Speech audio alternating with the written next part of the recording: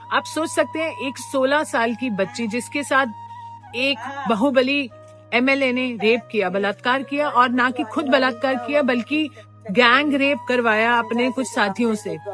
और हम कौन सी दुनिया में, हमें लगता है कि ये हो गया। नहीं, आगे सुनिए। उसकी जब पिता ने रिपोर्ट कराने की कोशिश की, पुलिस कस्टडी में बहुत बुरी तरह से टॉर्चर करते हुए, जो आप फिल्मों में देखते हैं उतने ही से ज्यादा टॉर्चर करते हुए उसके पिता की पुलिस कस्टडी में हत्या कर दी गई।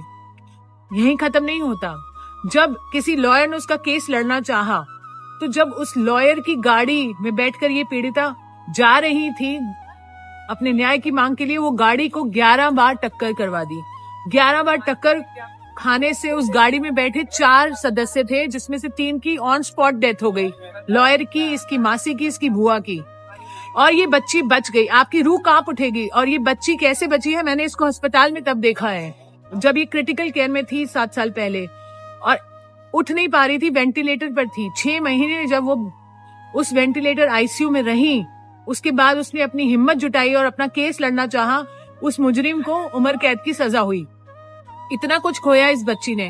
अपनी लाइफ को नॉर्मल करने लगी थी, अभी शादी की और कोशिश कर रही थी नॉर्मल होने की। हम उसके साथ थे इतने साल से, और अब क्या हुआ आप सुन के हैरान हो जाएंगे।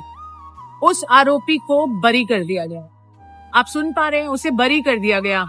और एक्सक्यूज, ये नहीं कि बलात्कार प्रूव नहीं हुआ, बलात्कार प्रूव हुआ है, पर क्योंकि कोई कानूनी दावपेच थे जो उसे बचा सकते थे, फालतू के हाईकोर्ट ने ऐसी ऐसी दलीलें दी हैं कि आप सुन के हैरान हो जाएंगे कि वो एक पब्लिक सर्वेंट नहीं है, या फिर ये बच्ची माइनर नहीं थी, और कोर्ट के पास टाइम नहीं है। इतनी फालतू चीजें बोलकर उसे बरी कर दिया गया। आप सोच सकते हैं, आपको गुस्सा आ रहा है? अगर नहीं आ रहा तो आना चाहिए, क्योंकि बेटियां हमारे सबके घर में है, और ये हिंदुस्तान की बेटियों की बात कर रहे हैं हम।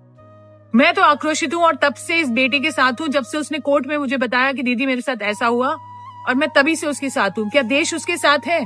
अगर नहीं है तो आप मर चुके हैं। अगर है तो आप सपोर्ट कीजिए, क्योंकि मुझे मालूम है ठंड का समय है, लोग नहीं आ सकते प्रोटेस्ट के लिए। अगर आप नहीं आना चाहते तो नहीं आइए, कोई बात नहीं। कम से कम वीडियो शेयर कीजिए, लोगों को जगाइए और बताइए कि ऐसी दरिंदगी हमारे देश में हो रही है और अपने बेटियों के साथ भी हो सकती है।